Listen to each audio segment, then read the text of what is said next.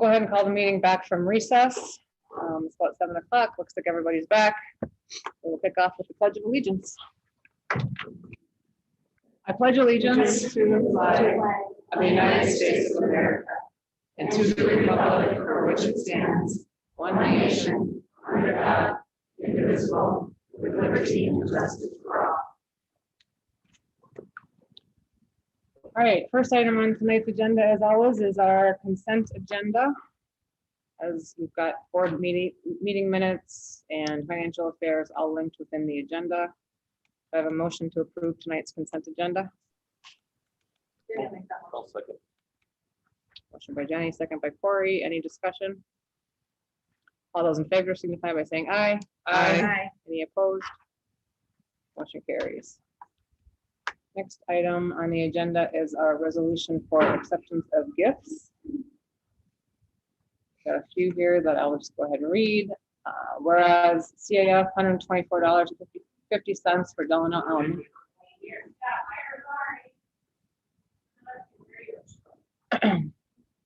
I'll look to our sound guy for that. Meanwhile, I'll try to just talk as loud as I can. Whereas CAF $124.50 for Delano Elementary School, Target $22 for Delano Elementary School, Coburn $660.14 for Delano Intermediate School Rewards Program, Light of Christ $150 for Community Cares, Delano Tigers Athletic Booster Club $57.80 for boys track expense reimbursement, $47.05 for boys golf state expense reimbursement, $1,212.27 for girls golf state and section expense reimbursement, $2,215 for baseball booster paid coach, $670 for boys hockey expense reimbursement, $897.20 for girls expense reimbursement, lacrosse booster club, $4,446.99 for boys lacrosse expense reimbursement, basketball booster club, $300 for girls basketball HUDL subscription, volleyball booster club, $212.75 for expense reimbursement, and dance team booster club, $832 for just for kicks reimbursement.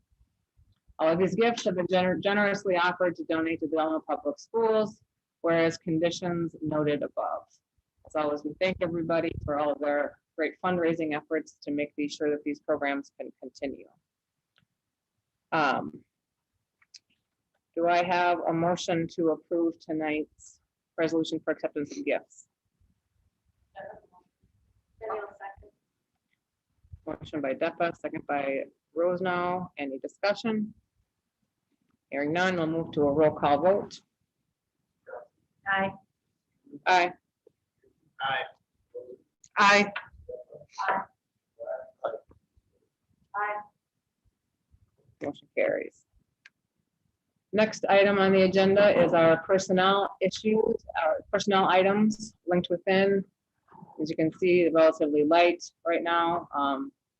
Couple of retirements, recommendations for employments, couple new hire replacing somebody who's leaving, and then the MOA custodian that Matt talked about us last week. I have a motion for personnel matters. I'll make the motion. Motion by Johnson, second by Gerke. Any discussion? Are we hired fully at the start of the school? I think we have one teacher in the high school.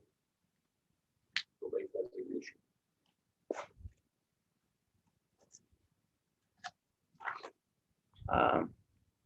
All those in favor signify by saying aye. Aye. Any opposed? Motion carries. All right, the next item on the agenda is our public comment. I'll go ahead and just read a quick statement before we start this. Public comment, this is the part in our agenda where school patrons are given the opportunity to address the school board regarding items not on the agenda. All patrons will be asked to state their name and address for the record. While the board appreciates feedback from the public in this forum, board members will not comment on or discuss topics brought up by speakers at this time. Do I have anybody here for public comment?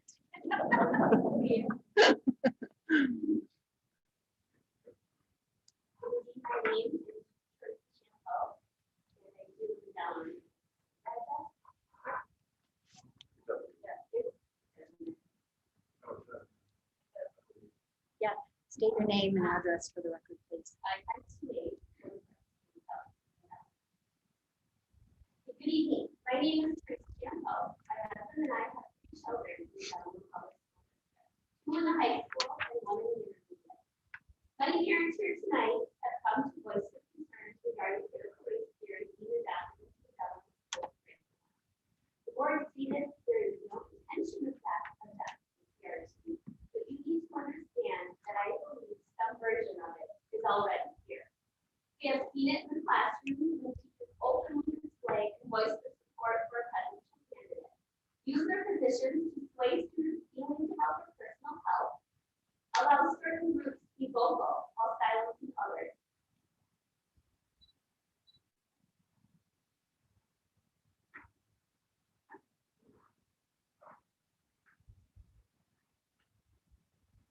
Demand student support a moment of silence for one controversial individual while villainizing another. These are all situations in our Delano schools we need to address.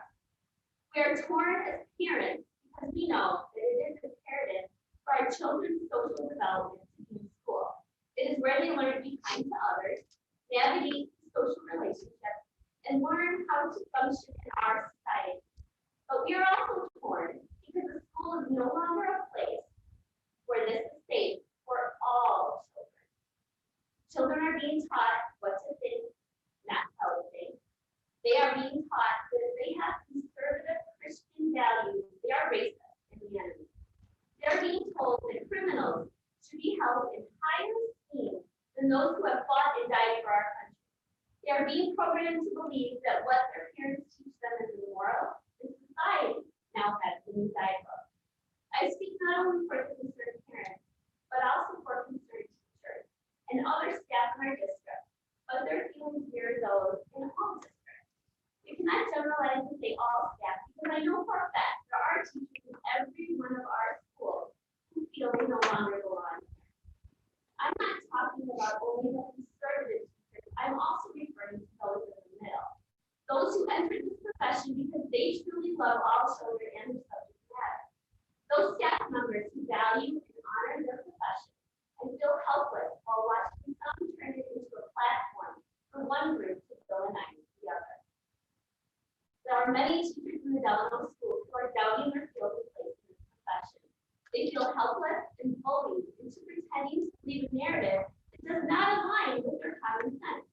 Those who feel they have to be silent while expected to fall in line or risk fear, humiliation, or professional risk to their actual job.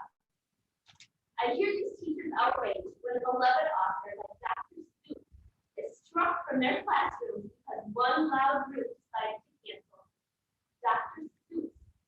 Cancel.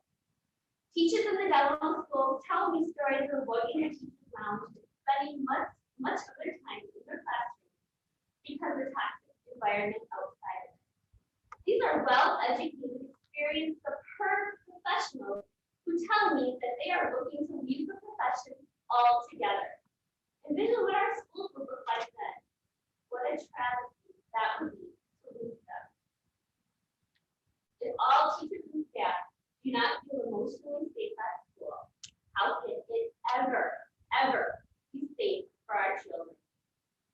I cannot count the number of times when one or more of my children came to school and told me they had to bite their tongues, bow their heads, and simply shut up or fear being canceled. Mom, I worked so hard for my day, so I just told her what she wanted to hear, and she didn't knock me down today. Mom, I had to sit there with my mouth closed, even though I knew he was wrong. And my mom, I just couldn't wait to get out of that classroom. I just couldn't take it anymore. Pitting one group against another has never, ever brought stability, and certainly never. When you create a culture of them versus us, there's no harmony, and it definitely is not a safe place for learning. In regards to the survey, I had to edit this after the years ago, but in regards to the survey, we still need to focus on those words that were used, such as holistic learning and mindful learning.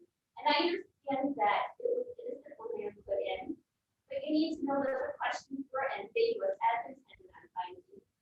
But us as if it was testing the water, see if we could read between the lines.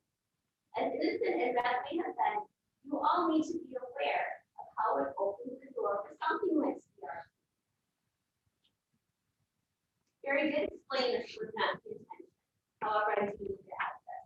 So I did a little searching after I took that survey. And it took seconds to find that the words such as holistic and mindful are actual buzzwords for critical race theory. They are in fact two of many, many buzzwords for critical race theory. And this is one way that CRT sneaks into our schools. And this is one way that it is already here. Again, when did public schools, Delano Public Schools, decided to within their parameters to shape our children's moral lives? Again, telling our children what to think, not how to think. When did Delano Public Schools become the purveyors of moral and ethic education for the families of this district? This becomes dangerous territory. Those for good intentions allow ill intentions to creep in. It is why moral, spiritual, ethical education should only be taught within the home of the family and the church. No public entity will decide this for my children, and no public entity should decide this for any child. For the first time, I have begun to consider alternative education options for my children, which include private schools or a homeschooling situation or an independent online study. One good thing the past year has given us is alternative educational options for our children. Critical race theory and all of its coverage, including an overreaching political bias in Delano Public Schools, is divisive and destructive. We are permanently hurting all of our children if we allow the voices of a few to control the many.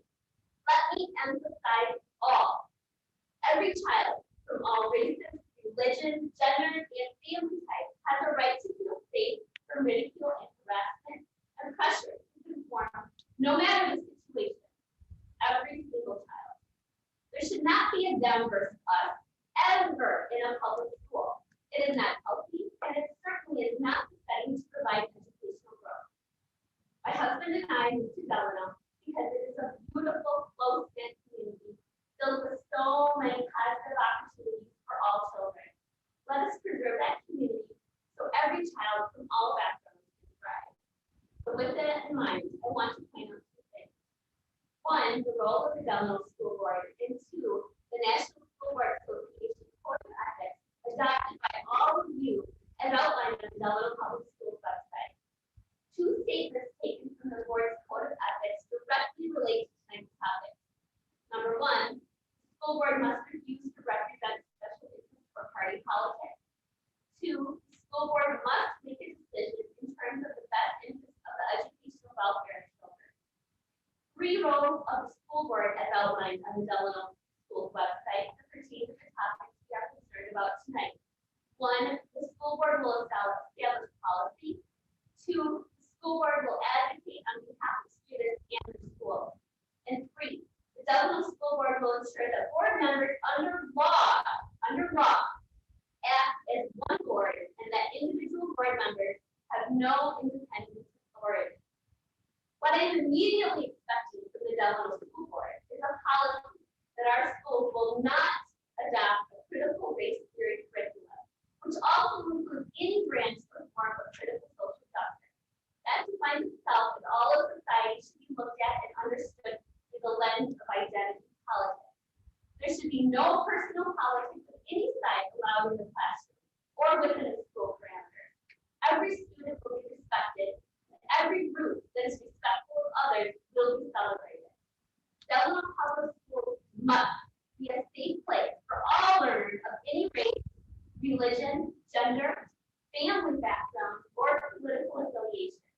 We must no longer allow the loud voices of a few to control the many. Thank you.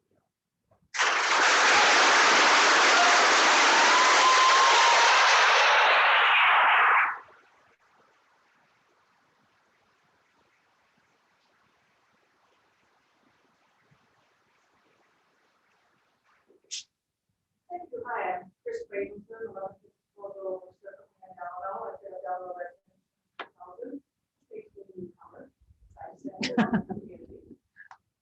I'm here because several years ago, we had an incident in our community, nation-based vandalism. We had a large, very well-attended, public, candlelight vigil in support of that family, in support of what kind of community we want to be living in, where people are treated fairly and are treated with respect, regardless of all of those things we mentioned. Out of that, we formed the Delaware United Diversity Task Force, which is a community-based task force, to help community members learn how to understand all the different variations on diversity. My parents were, one parent was Polish, the other one was Irish, and that was considered a diverse marriage back then. My grandmother's brother was a priest at a Catholic church in Silver Lake, where the Polish Catholic Church and the German Catholic Church, and they intermarried. That was a mixed marriage. So, there's a lot of different ways of looking at diversity. But we do know that we have country and in our schools of textbooks that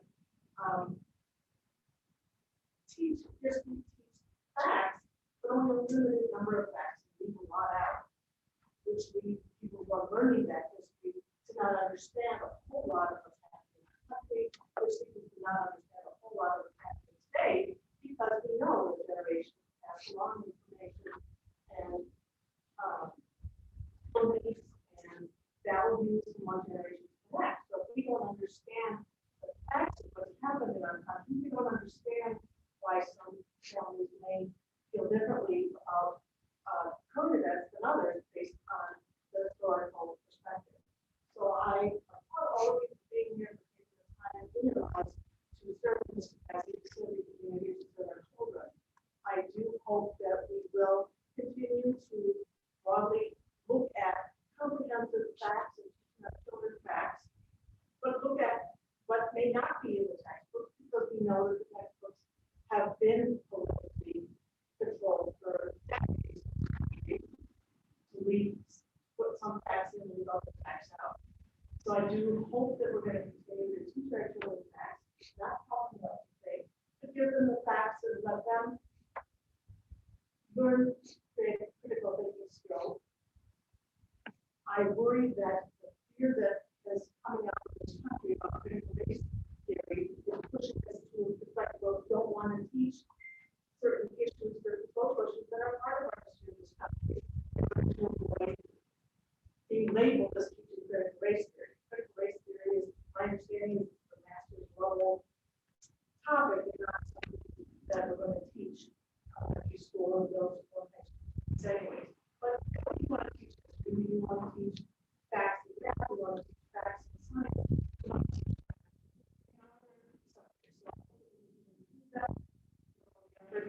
that this body is had over the years try to do the best job at capturing children. And it's often hard because the children belong to individual families that do have different ways of looking at the world. So I know it's a difficult thing, but I appreciate your efforts. I just, on behalf of the community, diversity task force, I did want to speak to that. And thank you for your time.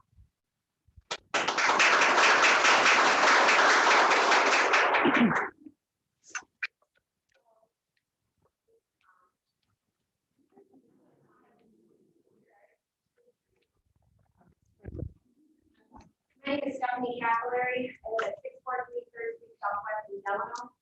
My husband Jim and I have 4 children in the Delano school district. I'm here tonight because I'm concerned for the students here in our children and our schools. We all have the best intentions for our children. We need to work together. I challenge the Delano School Board and Delano schools to stay neutral and not take a stand nor teach based on personal belief. And you must not try to sway our children based on your political views. That is wrong. It is your duty to teach our children the facts so they can make their own educated and informed decisions. The school board is supposed to represent the people's views in this district. We need to know what you're thinking of doing, and all of us can learn together. This is especially important with the upcoming levy vote in November. In my opinion, we are all made in the image of God.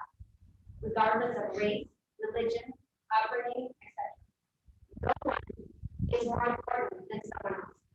I am not a racist by saying all of that. When we teach our children respect for other people and respect for differences, we are building a stronger tomorrow. We cannot foster hatred amongst our children nor divide our kids. No one needs to be given preferential treatment at the expense of someone else. Now, it's not just CRT, as was talked about earlier. I have several other concerns as well. I do not want to see any type of comprehensive sex education class in our schools. That is not your right nor your responsibility to do that. That's wrong. We need our kids to learn in school. We need our families to decide for themselves if the COVID vaccine is right for them or not. Having mandated vaccinations to attend school is wrong, and I hope and pray it does not come to that. Having vaccination clinics at school during school hours for kids is wrong. Peer pressure enters in, and all of a sudden now it becomes a very, very messy situation. And kids don't need any more pressure put on them. Being able to vaccinate kids without parental consent is wrong, and I hope that Craig Donald never gets there. In closing, I'm not alone in my concerns. As you can see, there are several other parents and families with a similar mindset. We appreciate listening to us and hearing us, and we thank you.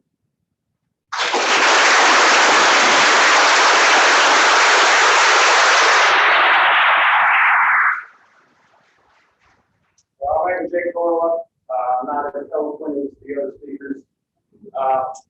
My address is 6003 Benning Avenue, Southeast Delaware, Minnesota. I'm new to the district. I got 6 children, 5 girls in the pool. Okay. This is shame. You put out in your workshop that was the broadest blanket statement I've ever heard in my life, and I stood 97 years in the U.S. Army. That was just, it basically, as the other speaker said, it has been holistic and went well rounded, all in the same thing. It gives master key to the school. Pass and push. We set our kids to go to school to learn the history. Okay, I kept hearing well rounded over and over again during your study. We need well rounded kids. Making our kids well rounded are these people's job. Okay, it's the parents' job.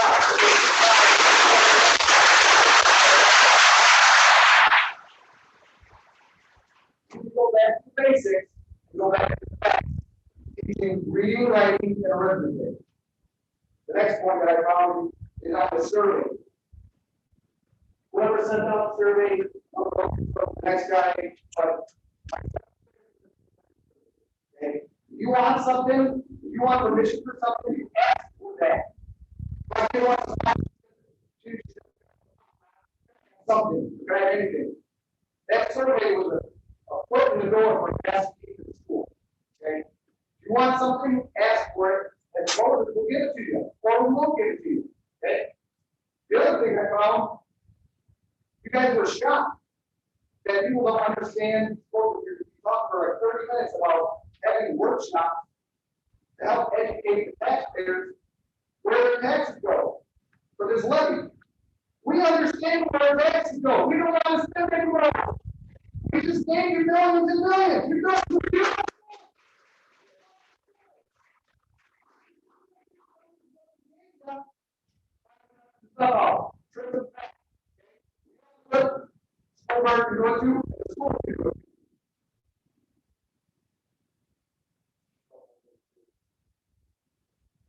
As you can see, well, I'll say it right out. I'm sorry if I'm boring you. By the way, Mr. Chairman. I'm sorry, The audience we're can hearing hear that the no one audio. can hear on YouTube, so we're trying to make sure your voice can be heard. I apologize. You want to wait? So if they not heard any of the speakers, I don't know.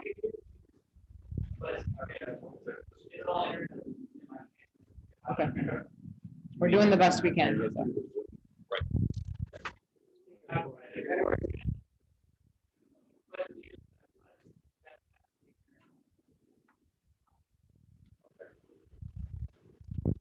Sorry. I will say something that I learned, is that conservatives want to be left alone. I want to be left alone. I want to go to work, I want to come home, spend time with my family. My wife wants to do the same thing. We don't want to have to do this, okay? This is the result of you poking the bear for the last 5 years. You've had enough. All right, we're taking our school board back, taking the school back.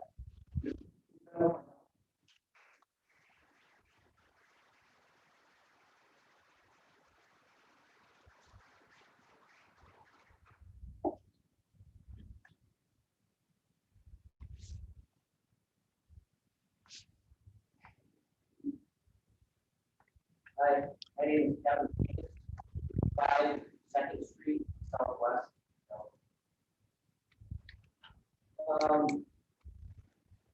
Glad I came to the earlier session because it didn't sound like there was much paper and too many critical race theory in Delaware schools. But I am concerned based on the definition that Mr. Shane read, what he is talking about critical race theory is. You guys probably know more about it than other people, but the sources I read say that critical race theory is an academic discipline formulated in the 1990s, built on an intellectual framework of identity-based Marxism. And that's the sources that I use for what critical race theory is. We all use different sources. Obviously, different source, but again, source is what the school board and the administration is basing their saying we're not implementing critical race theory. So that's what I would say about the definition of critical race theory. Critical race theory is not an all-inclusive item, but we hear buzzwords like equity, social justice, diversity and inclusion, responsive, white supremacy. Those all embody up to critical race theory. Those things should be left to the parents at home to teach their children in a manner that they see fit. In elementary school at Delmore Elementary, one of the teachers was talking about we have the power to grow children. Children went home to their mom, asked about how she's racist. And mom said, where do you hear this at school? Delmore Elementary School. And she said, her mom said, no, racist because we teach that student said, no, my teacher would not lie. Actually,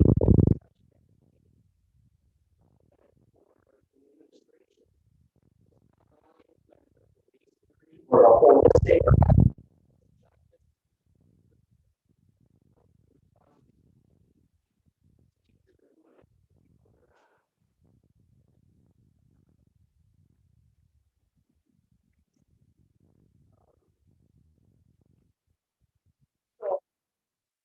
On critical race theory, it talks about virtually all white people contribute to racism. Everyone in the federal government must be changed in the way they think. You know what they're teaching in FBI, Department of Homeland Security, microinequities, intersectionality theory, socialized into oppressive roles.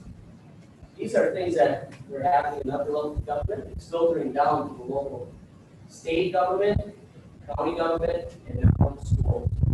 And that's what we're concerned about, or I myself am concerned about.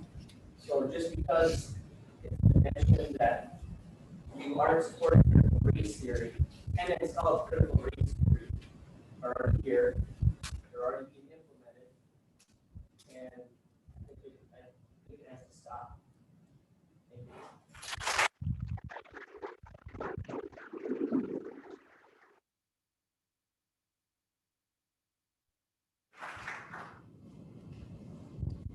Hi, my name is Tammy Molitor.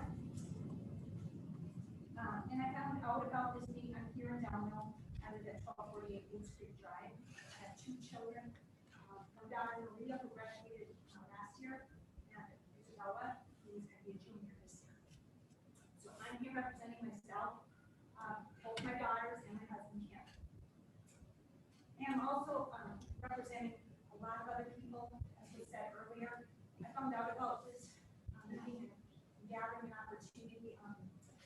because some concerned friend of mine knew that I was a person that would be concerned about this and told me 12 hours ago.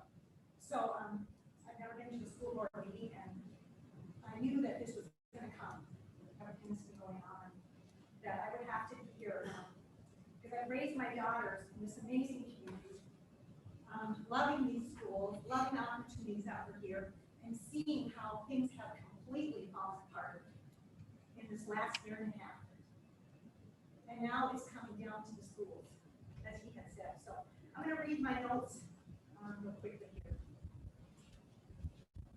I'm here because I hold similar values to the group that invited me, and a lot of people other than the woman representing diversity, I had things I did not agree with at all.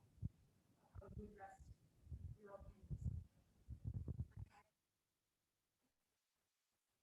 I'm concerned I'm speaking for other students, other parents, other community members, teachers, faculty, and very likely administration, as well as school board members, who I know are intimidated. They're afraid. My voice is shaking. This is very scary stuff to be in a point in our communities.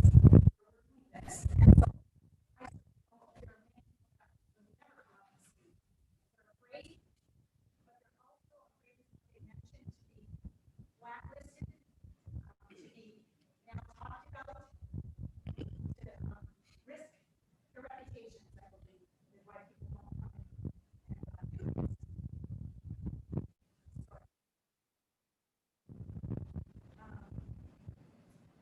I too, I'm very concerned with this word and this, or this title of critical race theory. It is not a good thing. It is indoctrination. It is a far left radical agenda. And that's what it is. I'm also concerned about the gender identity issues that have crept in over the last few years. My daughter has told me there are so many young girls that can't decide if they're a girl or a boy. And my daughter just started saying that about 4 years ago. So I am concerned about the children being taken advantage of. My kids that are presented here in school, my teachers, and my peers. I'm concerned about the promotion of organizations that are not obvious, climate change, all sorts of organizations that gullible young people think that they're doing something good and they really against something good. And that's Black Lives Matter, which is a Marxist organization.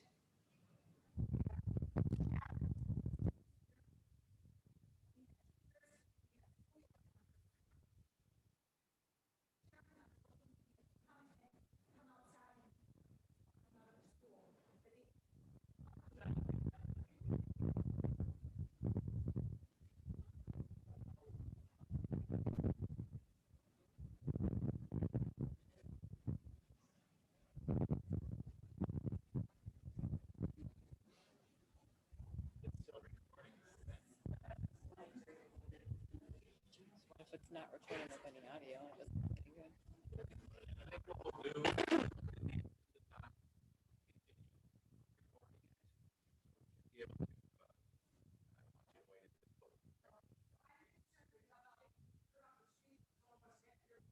not through the speakers. The sound system is not through the speakers. It's through the live feed of the Zoom. Sorry. So I'm concerned that meetings like that.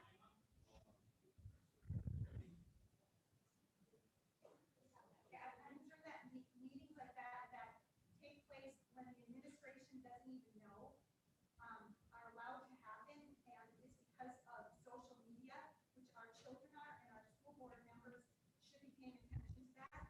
It's a whole nother way of communicating. We are not educating our kids on some very basics.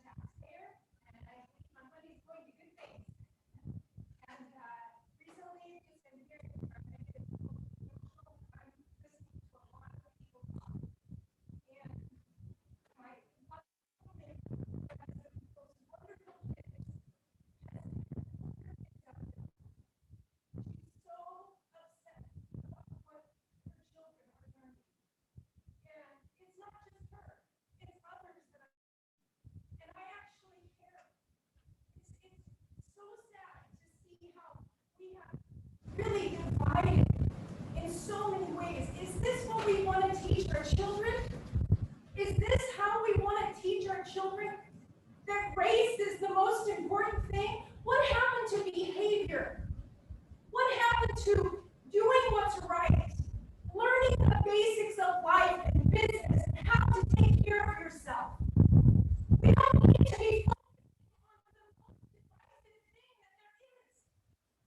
Let's rethink this. Isn't this a time that we need to unify?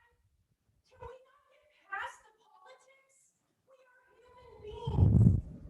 We were actually brought here on this earth to help each other, not fight, not bring these divisive things to our children. As I'm watching my neighbors devastated by what they're hearing their children are learning. Okay, I understand some basic sex education, but we don't need to go teaching some crazy crap. And I'm sorry, but it really is. I am not.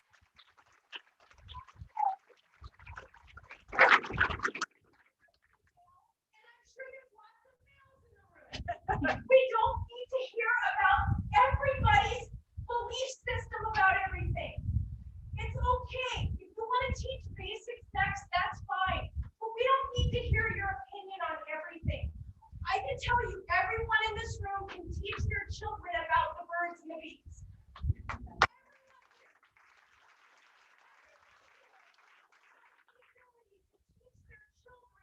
The basics of fundamental living, about being God-fearing, and about loving one another and forgiving one another. What happened to the basics? Arithmetic, writing, just the basics of learning. Teachers, you were called to do this. It's obvious you love your profession. And we know that. We know that you love what you do. But we cannot stand back and be quiet when we hear these crazy things that are being taught to our children. It's not okay. It really isn't. And so it's time to stand up. It doesn't matter what politics you have. It's time to stand up. Let's just do the basic things. We don't need to bring in your beliefs, my beliefs, everyone's beliefs. Let's go with that. Let's go back to the basics of learning. Basics. We don't need to be teaching extremes. I believe this. No, I believe that. Or who I'm voting for, who you're voting for. It doesn't need to be brought up in the school system. We have to hear it every day, at home, on the news, everywhere. We don't need our children feeling like they can't come to a place and learn the basics about science, reading, enjoying the things that there's so much to learn. Use your giftings in the right way. Go back to the basics. That's why you're seeing all these people here. They're crying out. This is their way of saying, we're not okay with this. You need to really dig deep and really stand up for yourselves. If you're losing good teachers, isn't that concerning to you? Isn't it concerning that you're losing good people? You're losing good students who are leaving the school because it's become so extreme. Do you really want that? Do we have to be all one way? When did it ever happen that any of us think one way? We're all diverse. We all have different opinions on everything. That's life. We don't all have to believe the same way. And I'm just asking you to reconsider this CRT, that you would really consider that it's about a person's behavior, not their color. It's about the person. I don't care if they're red, black, white, brown, whatever. If they're robbing a store, I'm going to be concerned about that person. If they're white, black, I don't care. It doesn't matter about their color. If I see a child that's stealing, and I don't care what color they are, I'm going to tell them you need to take that back. I'm not going to treat you any different because you're German or you're Polish or you're any race or any culture. We're different. God made us different. We don't need to be teaching these things that point out the things that divide us. We already know we're different. So I've said my piece, I've come here, I pay a lot in taxes, and I hope that you'll really consider every face in this room, because there's a lot of people who will not get up here and say a darn word, but they're feeling it even more than I am. And I didn't prepare a speech. I just came because I really care about the kids that live on my street. I'm watching good kids that are wanting to leave your school, good teachers wanting to leave your school. God, that's gotta be concerning to you. I'm sure it is. Thank you.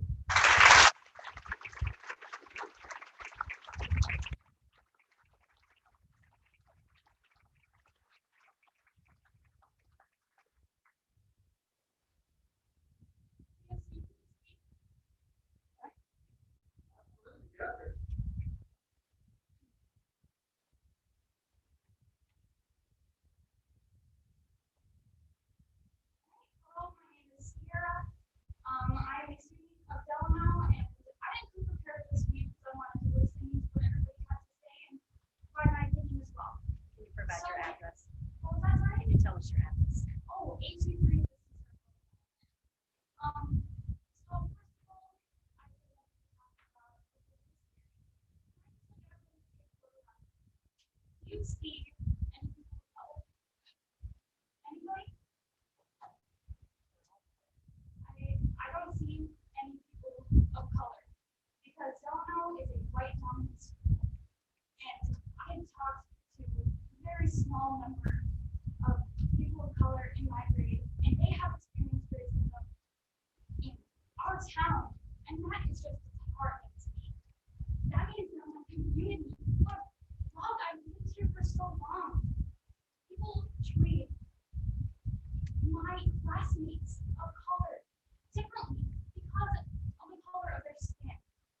And that just makes me so sad. And I think about, what I've been taught since I was so young, that I would see a box of crayons, all different colors, and they'd be labeled purple, orange, green, blue, and then there's a peach color, and it was labeled skin color.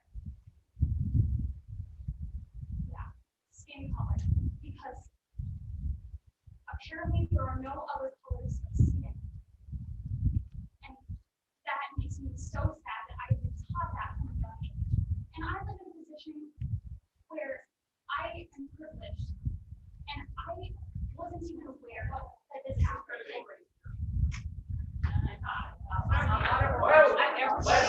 Everybody gets a chance to speak. If I hear it again, we'll call it out of order. Thank you.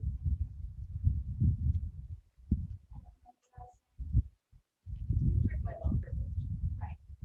So when I learned that my classmates were going through such a thing to my own community, I was baffled. And now hearing that there's bias taught in school and that we shouldn't be taught about the discrimination that my classmates face, I don't even know what to say. Because never once have I been taught what political side to believe in history. I have been taught that when the U.S. was first founded, it was Federalists, and then it moved into different political parties. I've never, ever been told, you should believe this, you should vote for this person. I have been provided with the facts and allowed my own opinion. And not once have I heard a teacher tell me to believe a certain thing.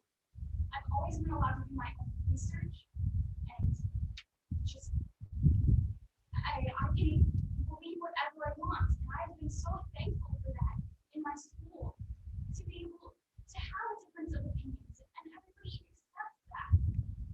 And yes, of course, I 100% agree with all the other arguments that bias and political views should not be taught in school. And they're not. Not once have I been taught that at this school.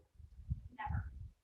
And I have great appreciation for my teachers and how open they are, and I feel like no matter what I believe, I'm accepted in this school. And that is so important. sorry, I didn't prepare a speech, so I'm kind of in my train of thought then.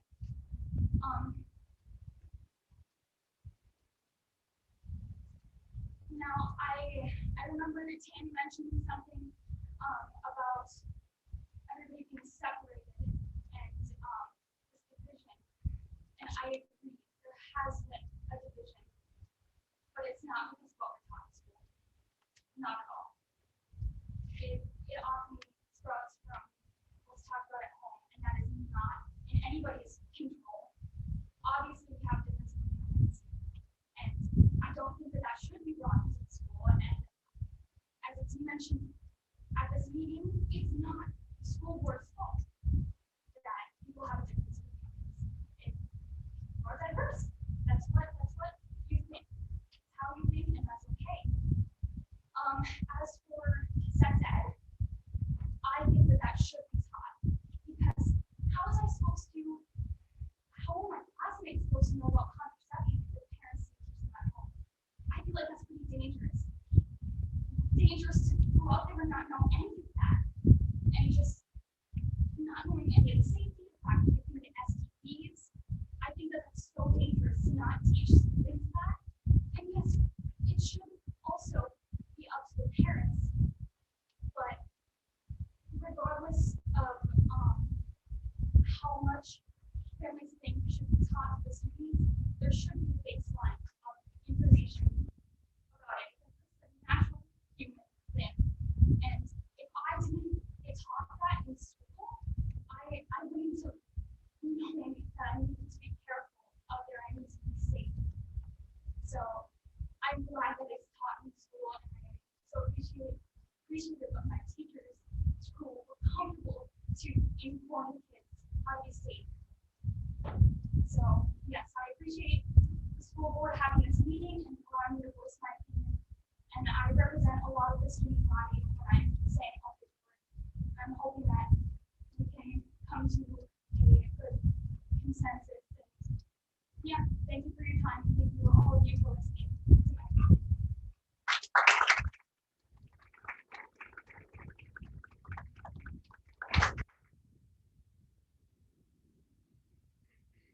Hi, my name is Patrick Narlock, 106 6th Street Southwest. Just to, first of all, what great courage for you to step up here and do that. I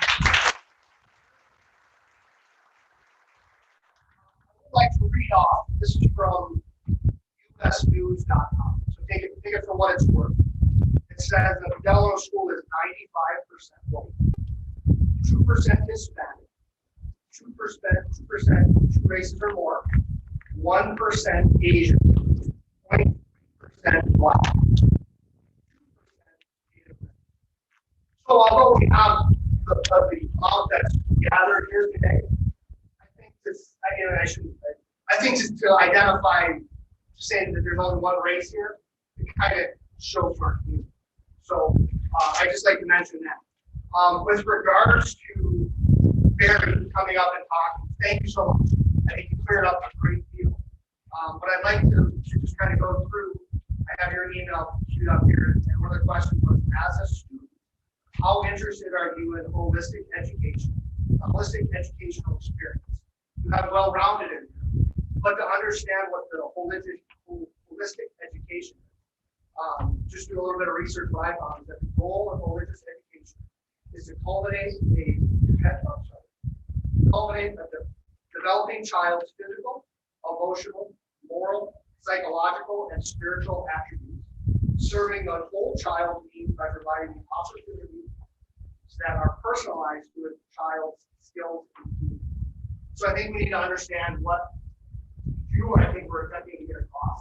I don't want to speak for you. But then he ultimately went on and said, how can we use this for our education? And holistic education is a relatively new movement in education that seeks to engage all aspects of the learner, including mind, body, spirit, which also identifies as a holistic learning theory based on the premise that each person finds identity, meaning, and purpose of life through connections to their local community, to the natural world, to the humanitarian values such as compassion and peace. So I'm I'm a little bit concerned that you're gonna start educating my children. I have 4 of them on those type of matters. I think people have far more eloquently than I stated their fears for that. And I'd like the board to understand. By assumption, you don't normally see this amount of people here. I like Jason, taking notes, okay? So I just wanted to share that, and make sure that everyone understood, what we were talking about based on that.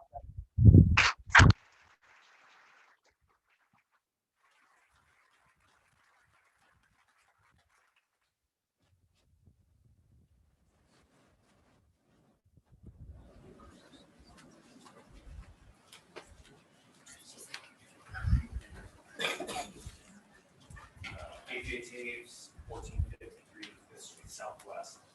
I'm here representing my wife and my 5 kids that are sprinkled through Delano schools. We spent a lot of time recently, my wife and I, thinking about the various issues and concerns that we have. And I think it's really important when we're looking at things that you look at the reverse. If the situation was reversed, we feel the same way. And for us, it came down to 3 things, and the first one was religion. And my faith is extremely important to me. I will share it with people if they ask me privately.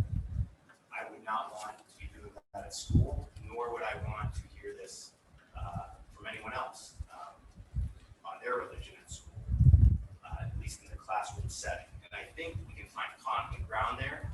And on a positive note, I've never heard any of my kids come home and say that anything was being forced on them. So I know there's been a lot of complaints today, so to that I would say kudos to the school for not doing that. The second thing we talked about was politics, and it's been brought up by a number of people. I grew up in California, public schools. I never once knew who any of my teachers voted for. I never saw a pin, I never saw a plaque, ever, which I thought was outstanding. And again, I try to look at the rules reversed. You may be super proud of who you voted for. Maybe you're not. Maybe you feel like you didn't have freaking choice at all. Maybe you were screwed in the middle. But the job of the teacher should not be to advertise who they're voting for. That is the parents' jobs. If we want our kids to know anything about politics, especially our young ones, at all, I'd like them to just be kids. Play ball outside, have fun with their friends at recess, grow together.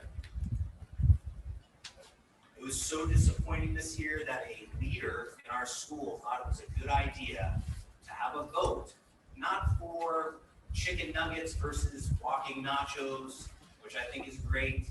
And I love hearing the kids make arguments on what they think is best. They both sound nasty to me. But I have been told there are strong opinions. I've seen the posters in the schools about kids are trying to get kids to vote one way or the other. The fact that this guy thought it was a good idea to actually vote for the candidates that were running for our national office is appalling to me. One, even in a normal political setting, that would be a bad idea because almost all kids are just going to vote who more or less who their parents are voting for. So that's essentially what you're getting, is you're just getting the parents voting. And now it's all on Google Forms and everyone's going to get to see it. I heard there were fist fights. I heard there were kids crying. Absurd that that would be in school. And I talked to this gentleman. He found nothing wrong with it. He thought he was teaching civics. They don't know crap about any of these people. Most Americans don't know crap about any of these people. Pardon my language. But his lack of answer to that, and even in the aftermath, his only answer to me was, well, we got 4 more years. Hopefully, we don't have to do this for 4 more years. Which I told him, I hope you're not around. That's gross. The last thing, controversial subjects. There's been a number of parents that have talked about teaching arithmetic, teaching history, teaching English, reading, writing, the basics, and being really good at it. I couldn't agree more with that. And a lot of people have touched on the CRT thing, and there's an ambiguous nature to it. It's purposely ambiguous, so the goalposts can be moved, and it can be applied when appropriate by those who are teaching. I have 5 kids in the school. My youngest is adopted, and by many people, he will be looked at as black. At the very least, he'll be looked at as non-white, for sure. The last thing I want him taught is that the color of his skin is going to dictate his success in life, or that he has to look through everything through his skin color. There are people who find your skin color your most important trait. They're called racist. And that has no business in our school.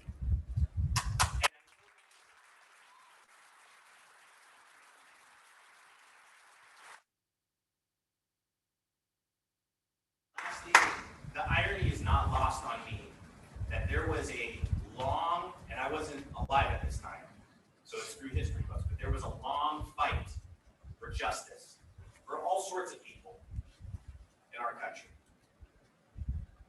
And Martin Luther King has many quotes that are worth repeating, but his best, by far for me, is that I long for the day that my kids will be judged by the character, not the color of their skin, which is the complete antithesis of what CRT is.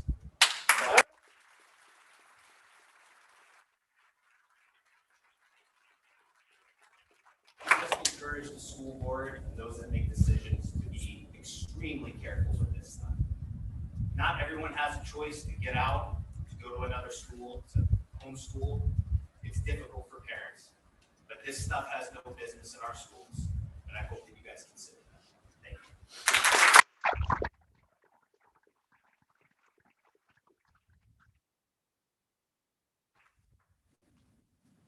Hello there. My name is Lucius Laframboise. I'm sure many of you know me or know of me. I'm a student at the Delano schools my entire life. I was one of the kids that was always in the newspaper for this, that. I had it easy. I grew up in this great town called Delano, and I always did great on tests in school. But my true learning didn't come from school. Did you know that before Columbus came, when they would sail up the coast of America, it looked like they were just lights, stars. They said it was like a sea of stars, but they were campfires on the side from all of the natives. Did you know that black families in the 1930s were doing better financially, had more wealth, and had less broken families than they did in the 1970s after Lyndon B. Johnson's Great Society? Did you know that corn, the reason it cuts you is because it's made of glass? Corn has tiny little shards of glass in it. That's why it's rough, okay? I'm sure none of you knew any of this. And those are such tiny niche little things that the school could never possibly teach us, right? I mean, we just don't have the time. We're there for 13 short years. Life's already short enough. And when you're young, you can't remember any of it anyway. How can we expect the school to teach us every possible viewpoint? Right? It's just not possible, okay? So what can we do? Well, all of those things I told you, I learned on my own. I didn't learn through the school. I had a tough time in school. I did good, but when we had graded discussions in certain classes, I was actually removed because I was a disturbance to the discussion, because I would start arguments, because whether I agreed with the person or not, the best way to learn is to speak, it's to think. The reason we take writing classes isn't because, we want to know how to spell onomatopoeia. No, it's because writing is thinking. That's what the Bible says. It's the word, right? That's what school says, but they don't tell us that. They don't tell us that to actually put it down is to actually think, right? So the reason we go to school is to learn how to think, not to learn all of this stuff. But how do we make it real? Well, we have to be challenged. We have to have somebody that we disagree with fighting us. Now, what I'm saying is not that the school should teach things. I'm saying, what if instead of teaching every viewpoint, the school started to argue against every viewpoint and said, all right, if you believe that, make me believe it too. So that you not only are trying to learn something, you're proving it to yourself. That's what math is. I'm in college now, I graduated. When I go to school, I took physics. I absolutely hated physics because they went, instead of saying solve this problem, they said, okay, prove why you can solve this problem, derive these equations. It's all about how you get there. That's the whole, it's not about the destination, it's about the journey, right?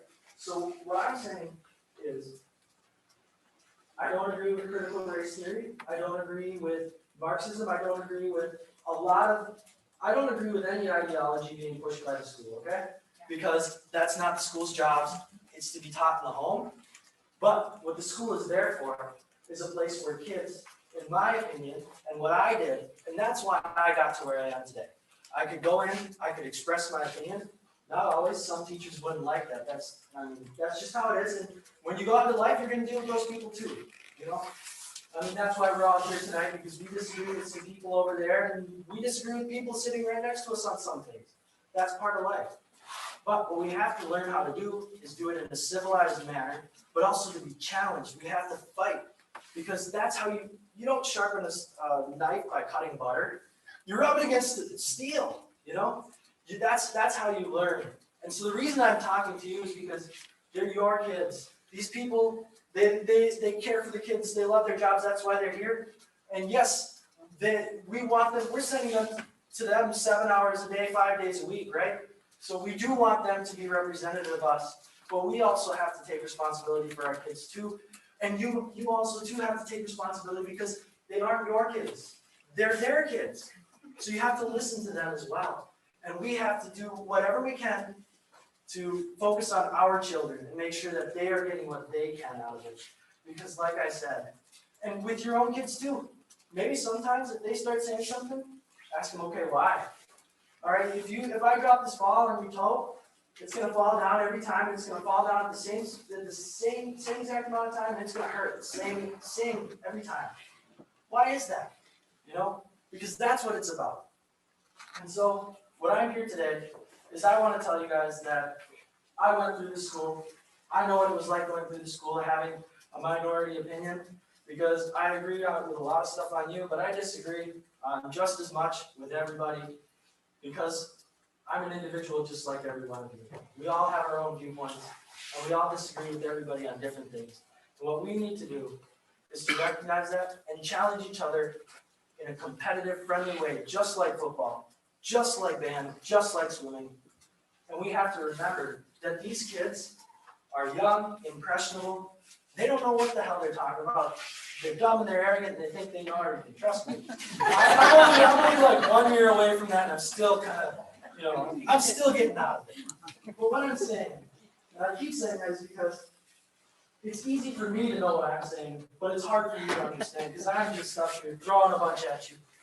But what we have to do, and what we really have to do, is focus on our kids, make sure that their beliefs can stand up to other beliefs, and that they know how to think critically, and that they can write, and that they can stand in the back and think and think and think and walk up here and talk about it. Because, speeches are great. It's great to have things. I've already thought about this for countless hours throughout my life. But to be able to have conversations like this, to walk up and to change, make little tweaks, that's what learning is. It doesn't happen in the classroom. It happens everywhere outside of the classroom. So I think that this discussion, even if it doesn't end in any resolution with the school, which I'm sure we all hope it does, but at least we all got to talk about this. At least we all saw this community engagement, something that we're really lacking. And I do want to thank every one of you for coming out tonight, and everyone for standing up here and talking. And I want to thank the school board, because I don't know how often you meet, but it's a lot more than we meet, so we got to give them credit for that. Thank you so much.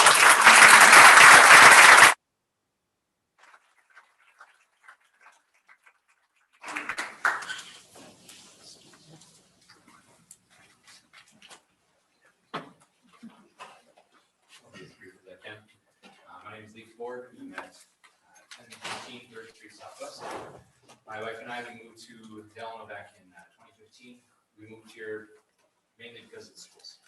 That was really what brought us to town.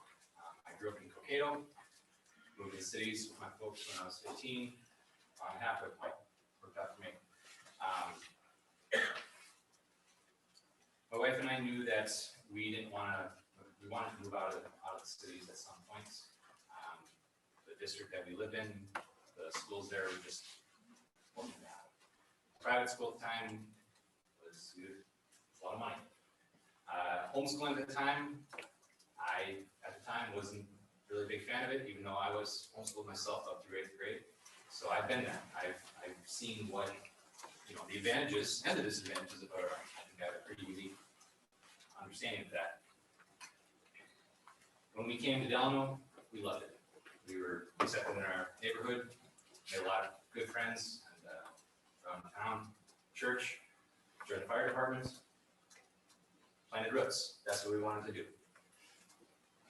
And the last year and a half has been just a lot of opinions changed. A lot of things got turned around, upside down for just about everybody. And that included where we were going to send our kids to school. Personally, I felt insulted by the school district feeling jerked around. Every email would come out every week. It's like, all right, what's the expectation? It's going to change. My oldest, he's going into 2nd grade. We started in kindergarten, and that's when the lockdowns first started in the spring. So he didn't get to finish his first full year, which is well, everyone's in the same boat. My second, he was in kindergarten, starting 1st grade now. Again, with things changing every week, it seems, we finally decided to pull him after Christmas and start homeschooling. So here I was, the parent that said, "No, I don't want to homeschool my kids."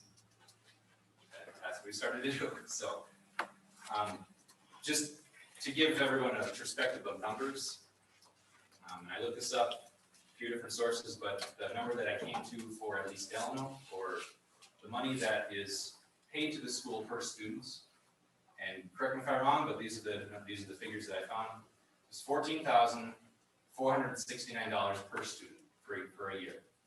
I got 3 kids. My daughter, she's going to be starting kindergarten, she got 1 more year of preschool. So our intention was all 3 of our kids go to Delano, but now that's not really the case. So just as all of you can, if people are number people, so $14,469 per student. That's, for my 3 kids, that's $43,407 per year. Take that times 12, that's $520,884 for my 3 kids that the school's potentially missing out on. We've already pulled 2 of ours, and we, at this time, have no intention of sending them back. And there's a lot of parents out here that are in the same boat. So, I know a lot of people are expressing their concerns about what curriculum is going to be adopted. I know right now, as it sounds, it doesn't sound like that's the plan, but we don't know what mandates may come down at some point. But just so everyone else here knows, like, that's a lot of money, right, that the school district could be missing out on if you have not only a family of 3 that's already decided to not do that, but how many more are on the fence? So, something to think about.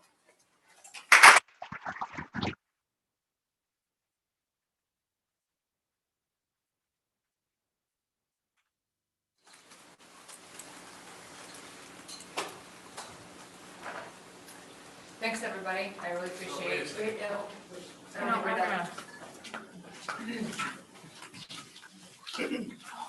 My name is Sandy Tuka. I'm here with my husband Dave, and I have 2 children in public school. And I didn't prepare a huge speech here tonight, but what I want to do is voice my opinion that I agree with a lot of the speakers here today. And I want to invite a lot of us who didn't prepare a speech to come up and say your name, say your address, and our address is 424 St. Peter Street in Delano. To come up and, if you didn't prepare a speech, but come up and voice your consent and your opinion, just so that we can get it on the record. So that's all I want to do.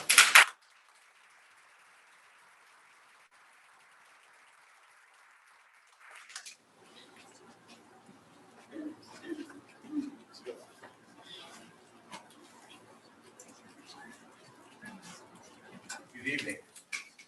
My name is Steve Rogers. I'm 196 Raymond Avenue.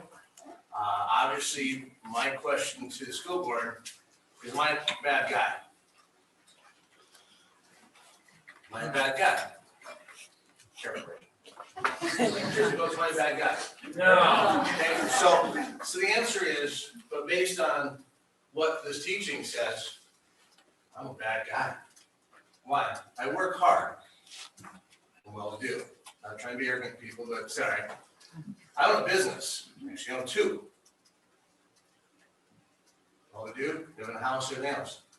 Based on that, in the critical race theory, I'm the enemy. I'm a Republican. The answer is, underneath this situation, I am designated a bad guy. We all talk about the situation that happens in the neighborhood. And true story, I had heard about it and I contacted a couple people, and 2 days later, we went over there. We talked to Latanza. We talked to the situation. We made her feel, tell her that that's not what Delano's like. This is not what Delano's like. Delano cares about people. I'm 46. I don't care what anybody's color is. I don't care what race, sex, creed, gender, identification, which I don't understand most of that, but the answer is, I just look at people at who they are. I just look at people at the situation of saying, your job is to teach the kids the basic skills so they'll be successful. I'm an employer. I got 20-year-olds that can't do basic math. And the answer was, these kids who can't understand basic math or basic reading comprehension of a level that's 2 sentences long, you think you're going to bring in some critical race theory concepts that are way above anything that you're going to see to elementary, middle school kids? I got 2 kids. I got a freshman. I still got to remind him to wear deodorant once in a while. No offense, but it's, we all done that, right? So the situation I go to you is real simple. Right now, the answer was, all of you were elected by us. Remember that. You didn't apply for a job and get it. You were all elected by us to help us develop our kids. And the answer is very simple. I represent a group of people that significantly donate quite a bit. They have done over the years. And the answer was is that if this goes forward, I can tell you right now, and I have the utmost respect. Barry and I had a conversation a couple weeks ago. You got a lousy job. You do a great job. You do a good job at it. But it's tough. I appreciate it. I appreciate what the teachers do. I appreciate what you guys do. But I just want to make sure that all of you understand that this is sort of a notice. That there's a lot of people here, and I heard about it 6 hours ago. You think this is bad? I can only promise you that we'll get bigger crowds, we will get bigger people, we'll get more numbers, and we'll get more data. And next year, when the ballots go up and everything else that you see, you got a referendum. This goes through, I'm not voting for it. Because the answer was, right now, my statement on everything is very simple. Teach them math, teach them reading, teach them the basic skills that they can be educated. Once you do that, then the answer is that's what university is for. That's what college is for. That's what we all went to go learn the different things because we moved away from mom and dad. But all I know is right now, this is a bee's nest. And I respect each and every one of you. But all I know right now is that if this one goes through and the situation you find, this is nothing.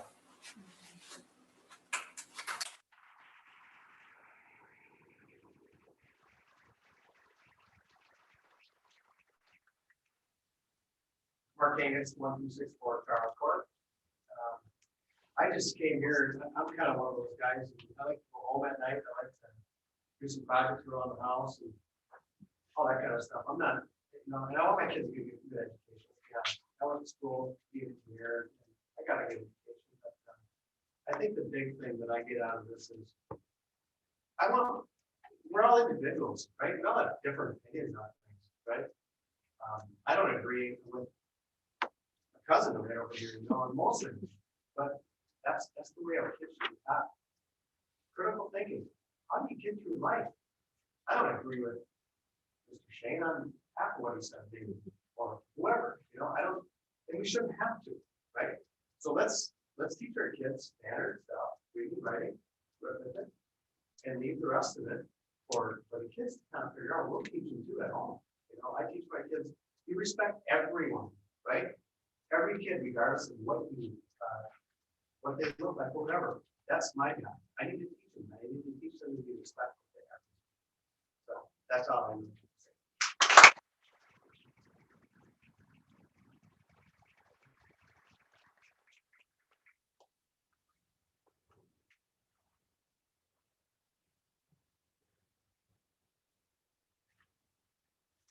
My name's Wendy Town, I live at 278 Quarry Lane here in town.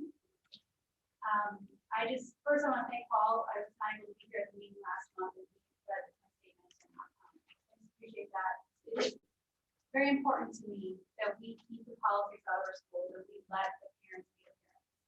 I know there's controversial topics that we have heard discussed tonight. Yet I hope and believe, I choose to believe, that we all have good intentions to do what's best for our kids. That's why we're all here in this room. I hope that we can work together as parents, community members, teachers, staff, the board, everyone involved in this district, so that we can have conversations and take action together as a community working for the best interest of our children. I hope that, the engagement that you see, look behind me, but I hope that the engagement that you are seeing here in this room tonight, I hope that the board receives that as a positive, because I hope you see how invested this community is regarding the education for Delano.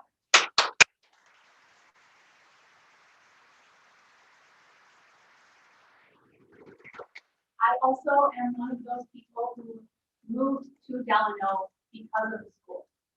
So it's important. I think we all recognize, and maybe those of you that have grown up here don't realize how much of a jewel you have here in the education that you have in Delano.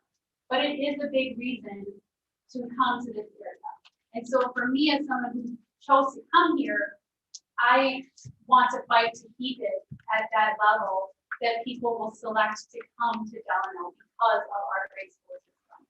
So I personally am proud to be among, I don't even know. There's got to be, I know there's a group of concerned community. There's over 100 people with over 250 students. And I'm sure there's more to come, as you said. My hope is that we can all work together so that decisions regarding curriculum, policies, teachings, etc., so that they are not taken over by any social political agendas of either side or any side. Ultimately, it's not about which side is right or wrong. It's about neither of those have a place in our schools. Let's focus on the core and let the parents be the parents. Thank you.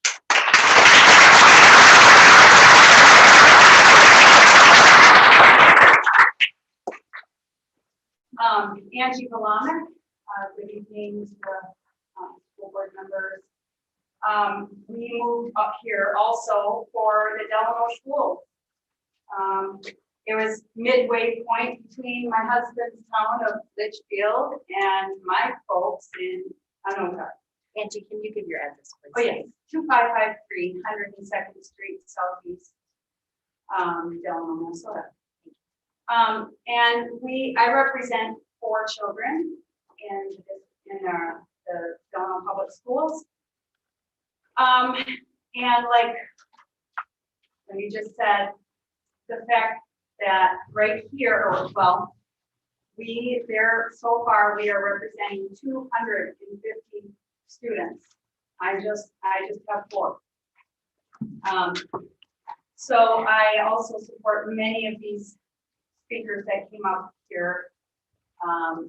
No masking, no CRT, no mandatory masks or mandatory vaccines, no comprehensive sex education. That's it. I would like to invite everybody again, like someone mentioned, to please come up.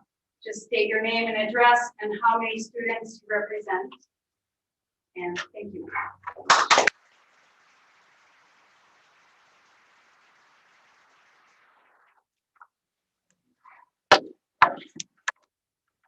Laura Peterson, 1214 Charlotte Court, Delano. I have 8 kids. I still have 3 in the Delano school. I've had 5 graduate from Delano. Absolutely love the school, but fully agree with everybody's sentiment, most everybody's sentiment here tonight, that these schools have gone pretty liberal. And it is being shoved on our kids. Our kids, we have conservative values, as I'm sure all of you know who I am, and they are picked on. We teach them to be proud of who they are, to stand up for who they are, but respect everybody else in the school. Respect your teachers, respect the students around you, respect your employers, no matter who they are. But I likewise ask you to teach your teachers to respect our students likewise.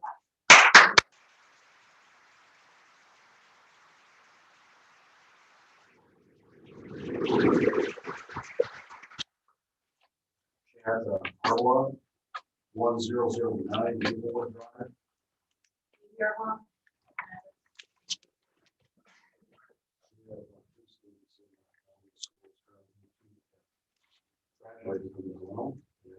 Just two things I want to say is, first of all, I agree with and support pretty much everything that Mr. Rogers previously stated.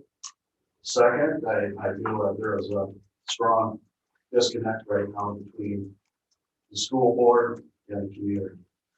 In the past, the schools have always been strong representation of the community. And as you can see by the number of people that are here at the meeting tonight, that's not the case in Delano currently. Thank you.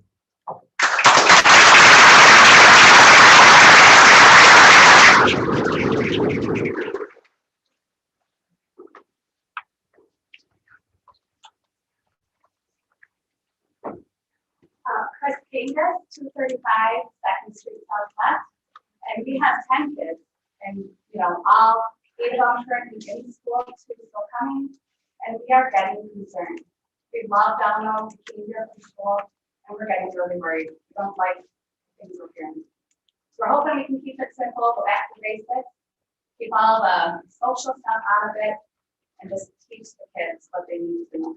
Not all of your opinions and politics and all that. Thank you.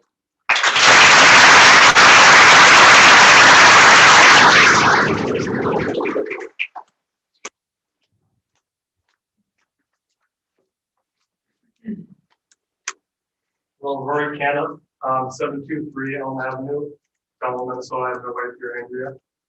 We have 2 kids in the school district. Thank you guys for doing what you do for our schools. And I know you're in the front lines, battling everything, making the tough decisions. And I just want to point out one thing. For my schooling, growing up, I feel like our country is in a financial debt issue. And I would like to see our schools work on financial management. Going through schools in the Hopkins School District, I think all I learned for financial advice was learning how to write out of a check. There's a lot of people that go into college and they accumulate a lot of debt. I think Dave Ramsey and just teaching wealth management that can change family trees and not have to rely on the government for money to come back down, and where you can not live check to check. So I just like to see if our schools are going that direction and build those kind of things. And also one class that was really impactful for me growing up in 12th grade was Freshwater Academy. We were with the same students all day long for 4 classes. And we did science, we did math, we did English, and then we did PE. And we were just together. We built such great relationships, and that class was so impactful for my life. I remember the friends. I have friends from that class, and I just like to see our schools go towards building relationships, having some fun, doing some trust balls, jumping from playgrounds and catching them, instead of just focusing on the negative all the time. Because I feel the world is just broken, negative, and we just want to calm each other all the time. it just, it needs to feel well with each other. Thank you.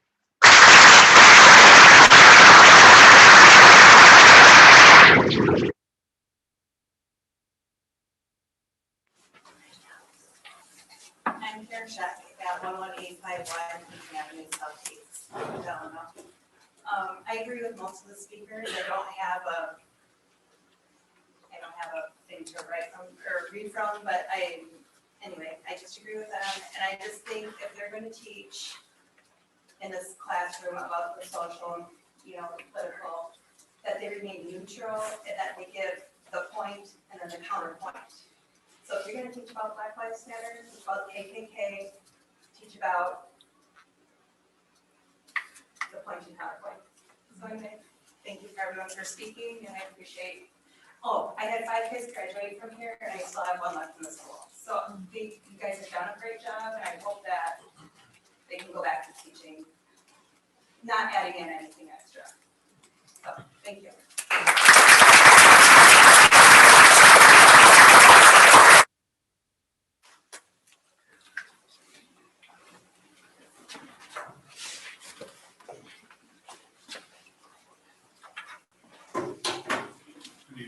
I'm Mike Corman from Delano. First of all, thanks a lot for listening. My dad served on the school board for many, many years, and so I think your job is difficult. And there's a lot of things that have been said tonight that I absolutely agree with. I'm at 588 Prairie Creek, and I also have 12 kids, so I think I'm in that department. We have 7 graduate. And for the most part, they absolutely love their experience at Delano. And I often joke, being a graduate from Dallas Cato, somebody else was back there. I speak with friends back there. I said they always beat us. Delano always beat us in high school. And I've often joked that if you can't beat them, join them. And I can tell you, Delano has been wonderful for the most part. And these concerns are real. I think sometimes people can get a little emotional. But I'll just give you one example in my family that kind of typifies what's going on or the trends that we're seeing. My 9th grader, who has struggled, I think for much of her school year, and I will give Delano a ton of credit. One of the things I love about Delano is their ability to adapt to both the low learner and the high learner. And she needed a lot of help. And this year, for whatever reason, she got A's and B's and needed no help. But my point in bringing her up, her first assignment in math, that's 9th grade math geometry, her first assignment was to go home and to figure out what her pronouns were going to be used for the semester. It was math class. And I'm like, wow. Do we really have time in math to be exploring these topics? And so it really hurt. It was disappointing. And we got an email. I think it may have came from Mary, I'm not sure, but it was an email offering help for students that are struggling in this COVID era, in this different learning environment. And thinking, we live in an era where we're teaching our kids that boys can be girls only if they decide to. You know, that if you don't wear your mask over your nose, you might kill your fellow student. You know, things like that are very scary for kids. And I think it's wrong. I don't agree with these masks. And if you look at CDC data, it's clear as day to me. So it's frustrating when we have school boards that I think have more power than they think in terms of how they can manage the school to keep our kids safe, to keep them healthy. And I do appreciate you, Mr. Sheen, in just formally stating that you're not going to force the school or the district to do things based on recommendations. I really appreciate that, because I think that could be a dangerous path that we go down. So I heard one Martin Luther King quote, I'm a big fan. And let's see if I can grab it quick. That is my favorite quote, whoever said that earlier. But I thought this one kind of hit me hard. I think it's pertinent to what we're talking about tonight. And here's what he said. This was in 1947, but it applies today. And he spoke to this about colleges, but I think it applies to all schools.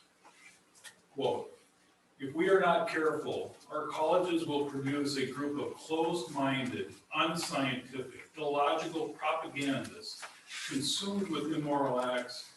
Be careful, brethren. Be careful, teachers. Martin Luther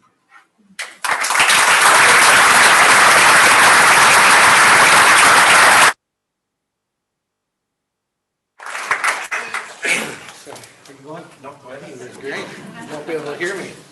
Good evening, everyone. I'm Chris Keller, 444 Meadow Court. The background on me, my mom was a teacher here for 30 some odd years. I have 7 children, 4 left to go through school.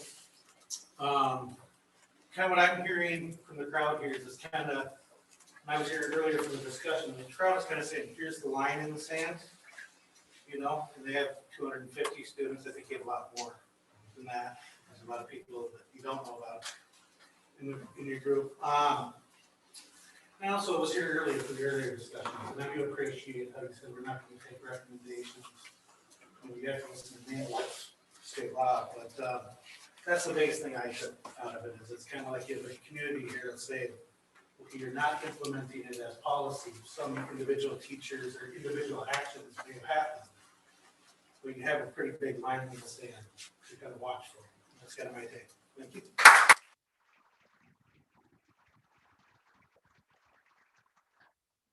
my name is Teresa McNamee, 225 4th Street South, here in Delano.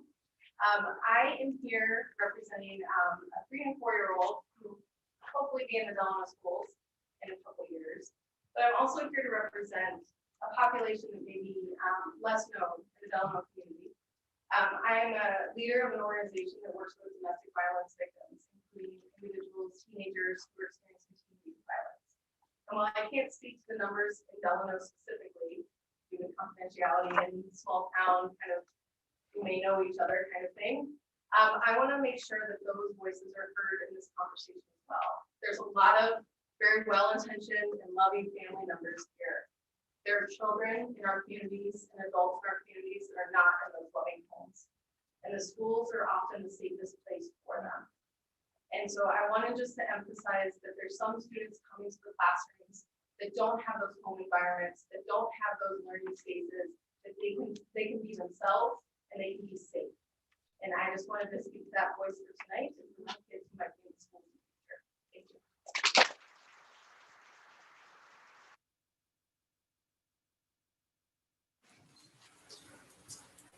Good evening, everyone. My name is Kevin Triptow, also with in town here, my wife, and we have 3 kids. We live at 997 Moose Creek Drive. Like many others here who have talked tonight, we have some serious concerns over the possible education reforms being discussed at the federal level all the way down to Delano schools. Like Mike shared an example here this last year. One example I wanted to share that my daughter experienced this past year in her 9th grade language arts class was a question, it was near the end of the year. I don't recall if it was part of a final, but maybe perhaps a final assignment. But one of the questions that was posed to her, that was really upsetting to my wife and I, was given the state of public education today, I mean, this is just 3 months ago, so keep that in context to the question. Given the state of public education today, can you describe how teaching in the home is undoing what is being taught in public schools? And so I had a conversation with my daughter about like what we teach in the home is, and how is that like in contrast or like conflicting with what's being taught in the schools. What we teach in the home, the things that we're talking about, have no business being talked about in the public schools. Like we're not debating over, 2 + 2 = 4, or, what happened in our history. But that question was rather upsetting to us. We had a long conversation with our daughter about it, and I just wanted to share that as an example of a concern of ours, and just also give my name on the record. Thank you.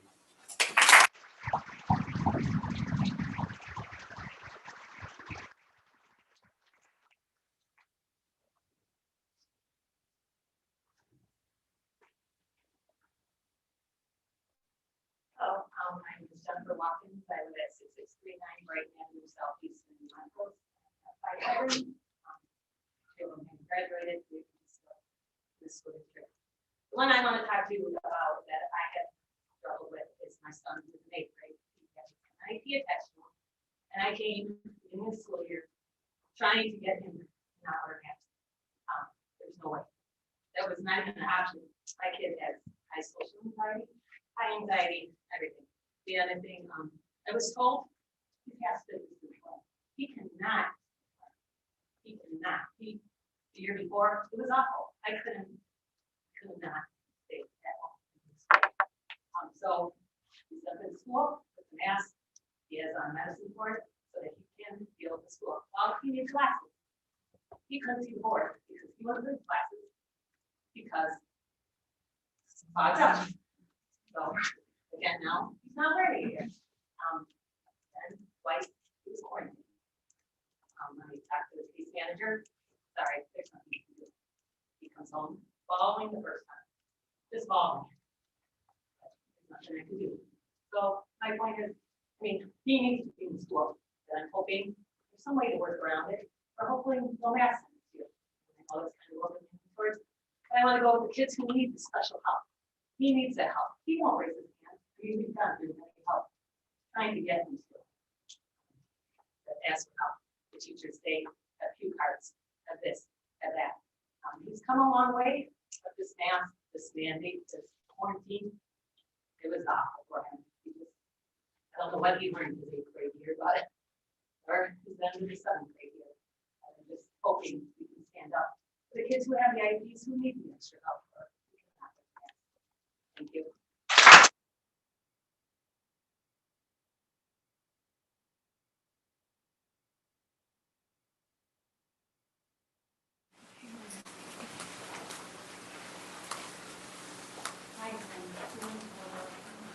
I was not planning on coming up and talking, but got a little bit of courage back there. I'm Lindsay Dorr. I live at 1067 3rd Street, Southwest Delano. I have 2 kids who actually are not in Delano schools. We decided last summer to pull them and homeschool them because my kids are not able to wear masks. They get anxiety, they get stressed out with it, and they can't handle it. So we chose to pull them. We are waiting to hear back to see what's happened this year, but again, these issues that were brought up by most of these people are extremely concerning. I don't want my kids being asked if they want to be a boy or girl today. I don't want them being told that they're racist because they're white. I'm white. I worked really hard to get where I'm at. I was not given anything, and my kids are taught that they need to work to get where they want to be. So this whole critical race theory is just crazy. And, so I just want to get my name in here, my voice in here for my 2 children and support all these people. I hope some of you guys who are courageous like me will come up too.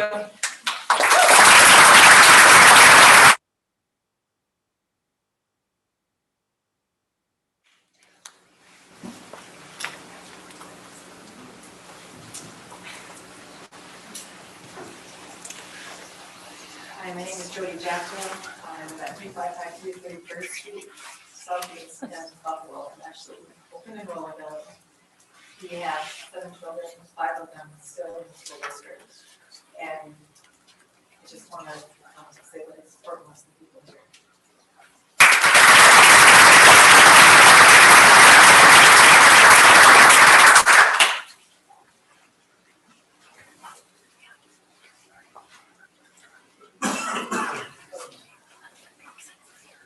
I'm May Cottery, 10702, on Route 1770s. Just putting my name on the list. We have 8 children. We have 5 that are either in or going. We homeschooled our 2 youngest, mainly because of masks, but are on the fence because of that, as well as all these issues that have been mentioned tonight. Thank you.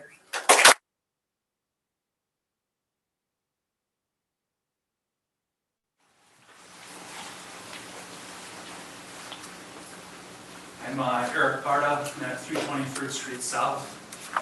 We have 5 children that have went through the school system, 2 that have graduated. Really not going to say agree a lot with almost everything that's been said here tonight. My first school board meeting with my wife. Yeah, it's just got to a point where we got to get out here and raise our voice and share our opinions. One thing I want to just mention is, you know, there's a gentleman that said he went to a California school district and never once did he know what political affiliation these teachers had. And I'm shocked how much I hear how many teachers in the school system that have shared what their political views are and tried, from what's perceived as pushing their affiliation. I have a son who had made a disruption in class. He was out of line around that. And I made it a point that he's got to control himself. And I tried to set a meeting with the teacher for him to say he's sorry. You know, that those aren't the actions that we stand for within our home. And this teacher found every reason under the sun to try and avoid having a meeting. And I was really frustrated. It's my belief that the teacher controls that environment. That's their space, that's their room. They're the ones that allow it to get out of hand by allowing those political affiliations and those discussions to come forth, and I find it's divisive. Don't find that it's a place within the school system. So, again, agree with a lot. Many of the voices that have spoken here tonight. Thank you for your time.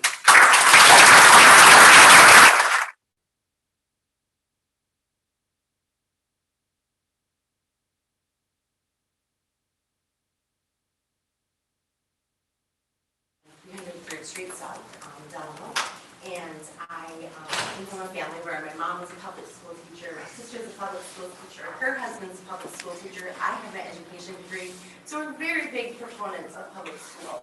We love the public school, and we know, and I know just from their stories and that it's not an easy job. Like, you know, you have to face a lot of different issues. And so I had never even really considered homeschool or private school until these last 2 years. I have two boys. I have one who's going into second grade and one who's in preschool and be a kindergartner. But I'm a firm believer that where a child is presented different beliefs, where they hear it from first, is really going to shape how they believe. And in the past, I felt confident that I was able to teach in the home what we believe and stay ahead of what they may be hearing at school. But my fear this year, and I had no desire to leave the public school. However, my fear is that I'm not going to be able to stay ahead of some of the things that are being taught. And so I just want to affirm what the other families are saying. Let's keep things basic and let's teach respect, but let's keep the opinions and the political agendas out of it. Thank you.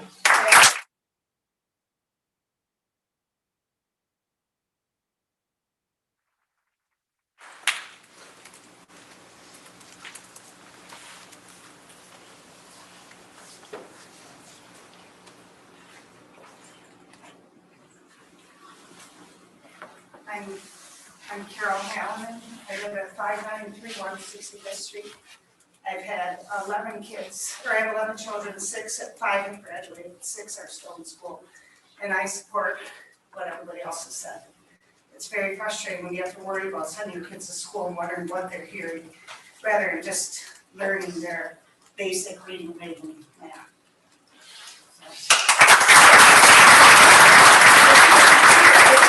It doesn't offend anybody. But as soon as you start bringing other stuff in, then people get offended. So leave all that out and just teach the basics. I'm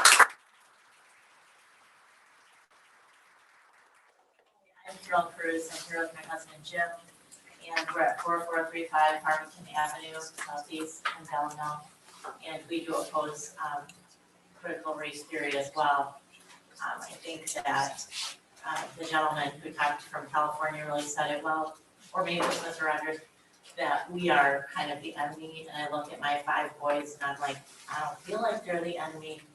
And I don't think we should teach that they are when they haven't done anything to prove that they are. And I did homeschool one of my 2 kids that are still in the public school system. I have 4 graduated.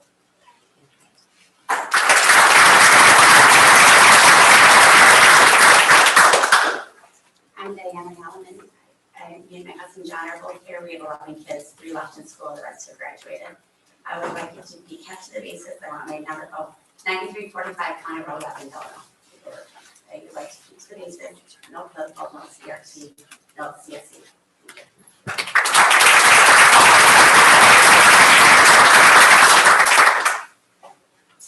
My name is Carrie Beckala. I live at 120 Meadow Drive, Loretto. I have 4 students in the Delano School District. I'll just have to say this last year for all my kids, between masks and quarantines and missing out on a lot of stuff at school, their grades really, really suffered. And I kind of feel like the mental health aspect of it needs to be addressed.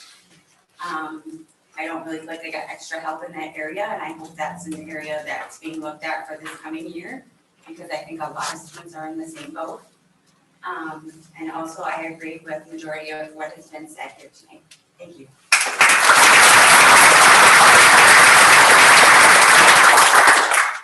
Hi, I'm Jana Richardson. My address is 4554 Farmington Avenue Southeast. I have 2 kids in the Delano School District. I support everything that has been said, and I just want to add one thing real quick. If we are all sitting here together tonight, and our kids are going to be sitting in class all day together, there is no reason they need masks on the bus.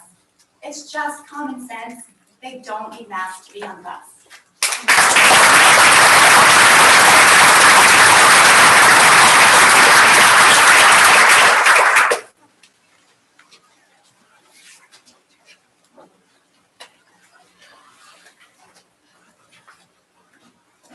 Hi, I'm Laura Robinson at 5015 Fern Drive, Loretto, and I just want to get my name on the record and approve of most of the things I've heard tonight, and then I'm against the critical race theory. And my son Cameron, who graduated from here, said something really good when the critical race theory idea was evolving and kind of the Black national anthem and separating and dividing. He said, "What's next, Mom? Black drinking fountains?" And I thought that was very interesting of him to say, because he saw how it's not bringing people together. It's just causing a greater divide, and we don't want to go back in history.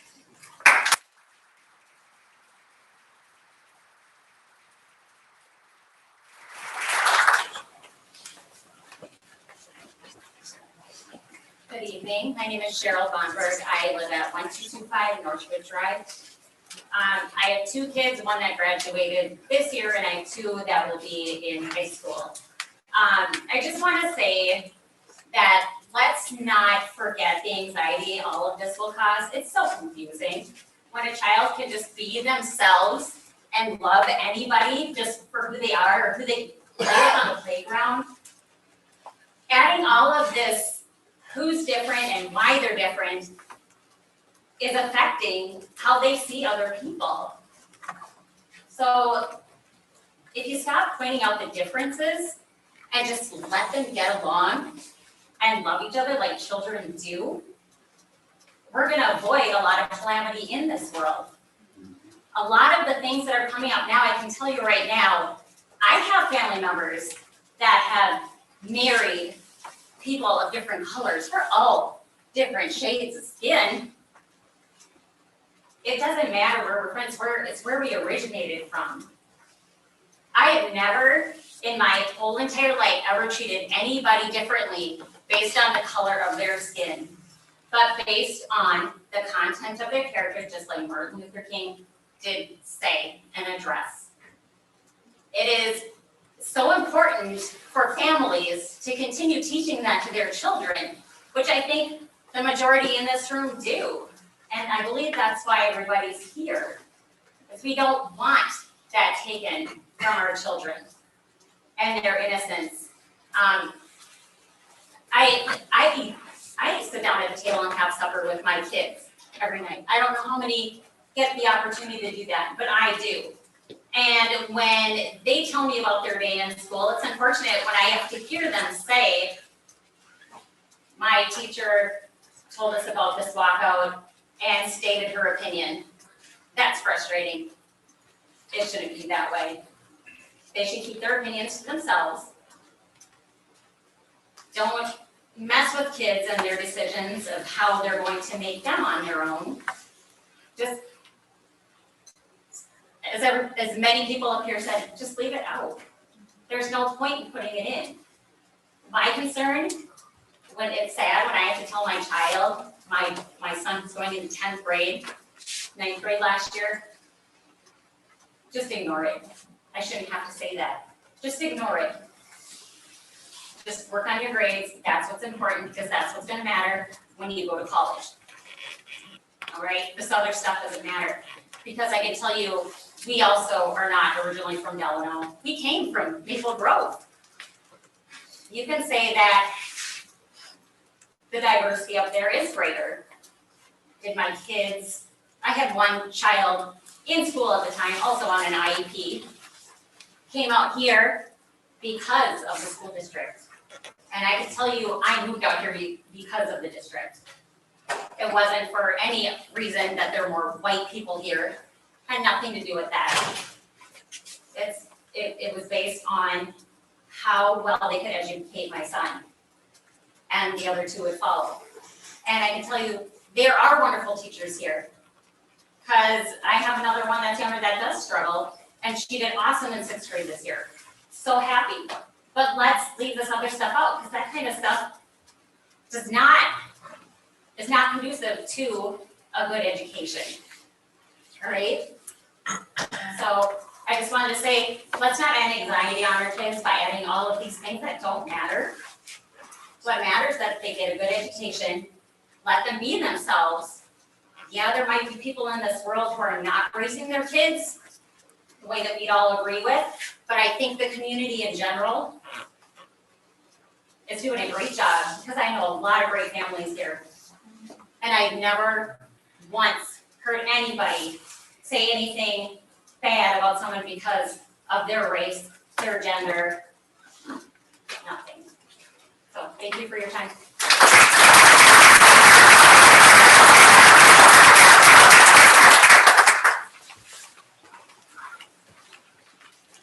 Good evening. My name is Lyle Oberning, 724 Savannah Trail. I just want to say that I support the majority of what's been said, and I firmly believe that our kids should be in school being taught the basics.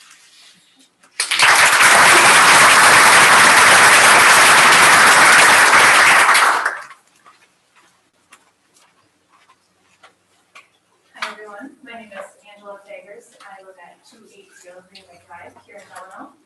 My husband and I have 2 boys, 7 and 2, and we moved here 6 years ago specifically for schools.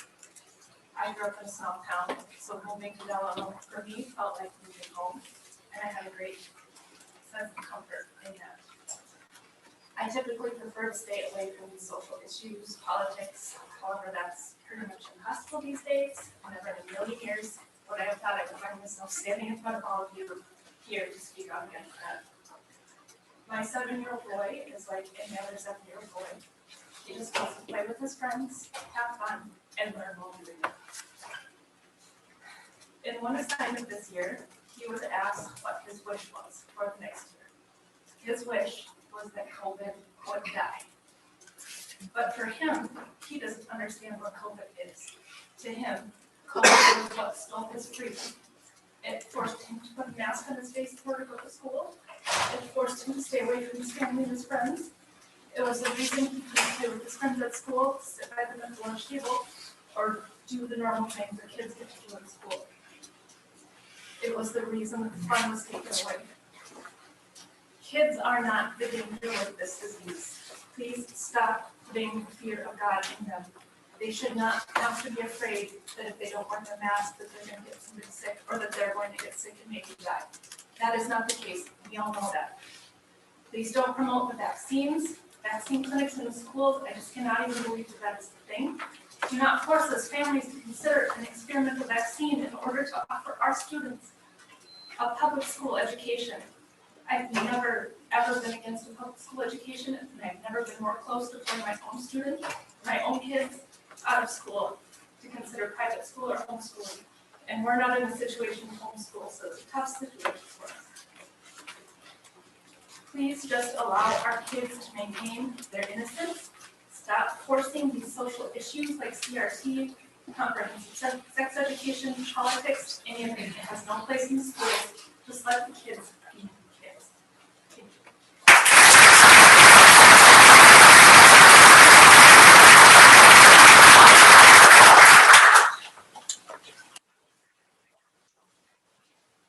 Hi, my name is Glenn Iwatalo. I live at 530 Ironwood Drive. Just wanted to state that I'm in agreement with many of the speakers here. I guess the big thing for me was just with our two children that are in school, they're having a tough time with the learning process with the masks as far as a lot of the facial expressions, different things that I don't think a lot of people are taking into account with their learning. And the other thing with critical race theory, in my opinion, you're either a good person or a bad person and children. Thank you.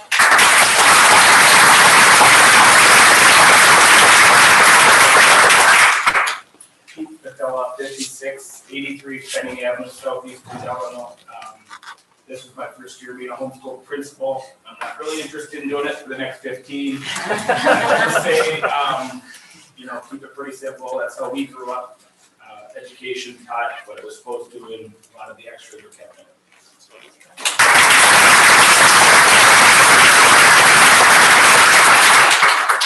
Robert Donavy, 9691 Penning Avenue Southeast. We got 5 children in the district here now, 2 graduated, but I just was thinking about this all, and a lot of the school board has talked about how they just follow these rules from the CDC. I'd just like to challenge you, is there other routes?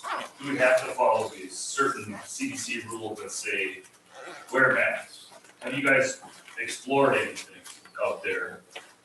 Investigated, do we have to follow these certain different rules? No. That's what I guess I'd like to ask you guys that, and I support a lot of these other speakers here tonight, so thank you.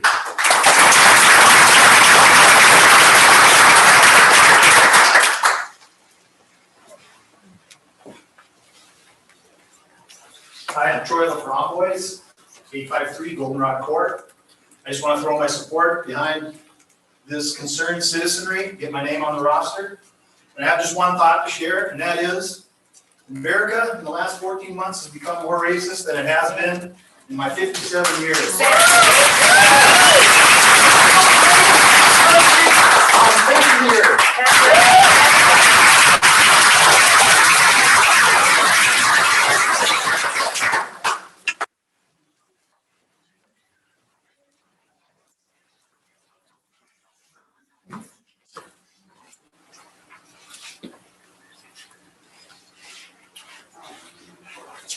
Scott Strachek, 11536 Deacon Avenue Southeast. My wife Annette is also here. And I just thank you for this opportunity to go and talk to you tonight. I'm in a unique position because I have 8 children, 6 of them that have graduated, and I have gone to very elite schools and done well thanks to the Delano School District and the public schools.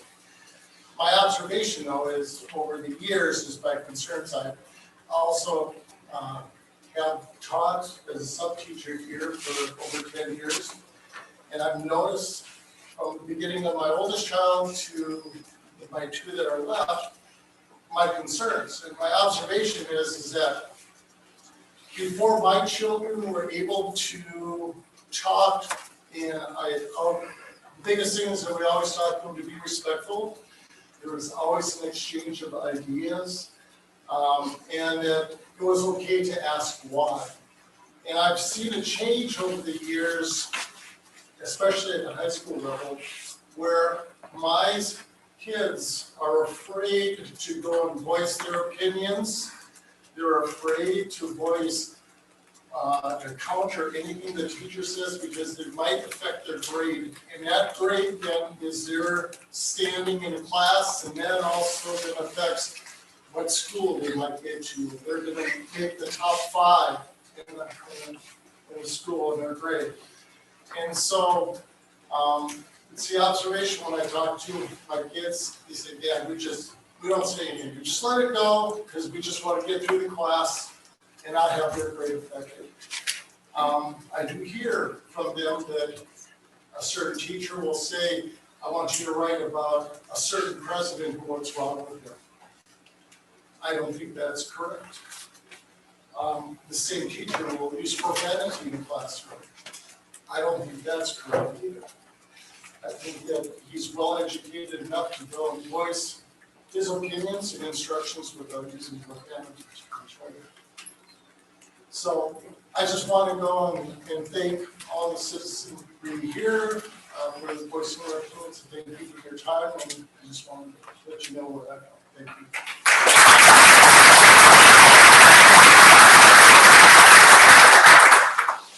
Paul Arns, 115 Willow Drive. I'd also like to say I'm a student from Delano. I graduated 35 years ago. I was proud of my school. I had an oldest boy graduated 4 years ago. Started hearing this stuff happening. My middle one graduated this year. My third one doesn't want to come back. When I was a kid, there wasn't racism. We're teaching racism. Yes, that is correct.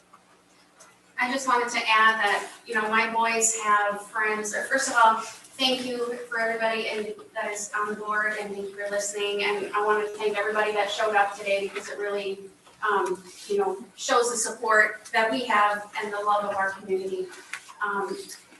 My point that I wanted to make was my boys have friends of color, and it scares me to think that if the school district were to support critical race theory or some form of it, what that relationship would look like between my kids and their friends.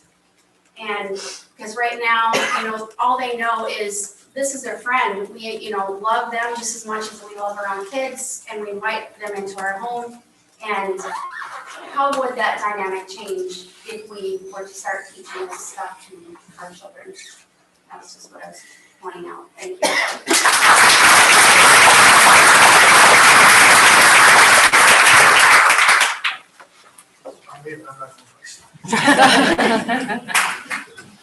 Clap for me, I don't like that.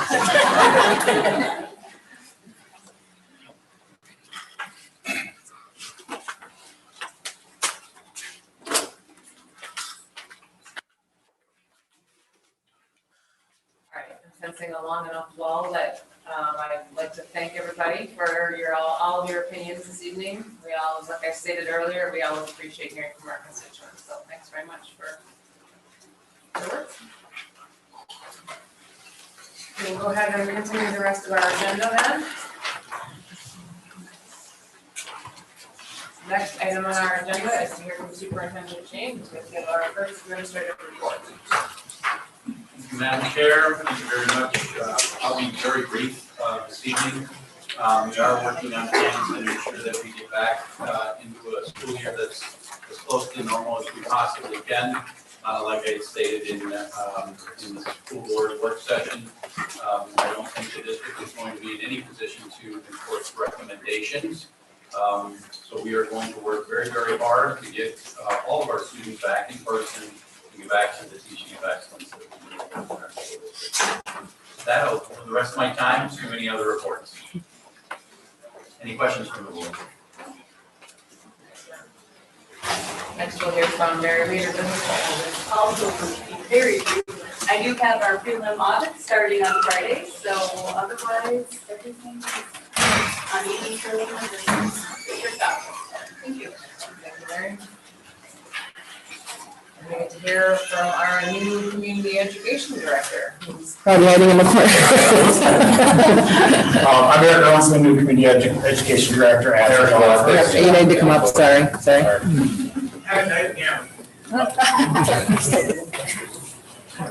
Good evening, Eric Owens, the new community education director as of July 1st. So where we're at right now, we're kind of in that gap. We got all of our summer programming started up. Planning for fall. Things are moving along nicely. I'm sensing a guarded optimism from staff that we're going to be kind of returning back to normal. In the meantime, since I've been here, got a chance to meet our team, got to take a look at what we've been doing and start laying out the groundwork for where we're headed as a program. So if you have any questions for me. Any major changes? Yeah, welcome. Any major changes you anticipate to various programming? As of now, I just want to get a sense for where we're at, where our staff is at, to get us organized and moving in the same direction, so. Yeah, welcome. Thank you. Welcome. Thank you. All right, moving on to board reports, starting with Masiko. I attended the Mossego meeting.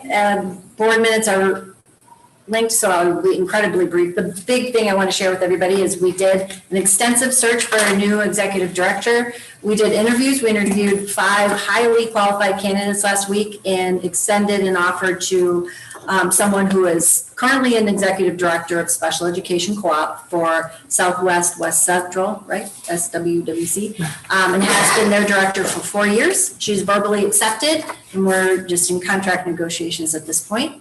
Hoping to get that wrapped up and ready to present to that board on the Tuesday, the 27th agenda. So happy to have her. Awesome, thank you. Yep. Okay, we'll move on to old business. We've got policy, only one item under old business, a policy, the second read of 510.1, the school activity fees, which we talked about last month. So I will entertain a motion to approve. Motion. Sorry. That's okay. Someone's in a hurry. Motion by Black, do I have a second? I'll go ahead and second. Sorry, Rachel. Oh, go ahead, Lisa, that's fine. Black, motion by Black, second by Seguin. Any discussion on this one? All those in favor, signify by saying aye. Aye. Any opposed? Motion carries.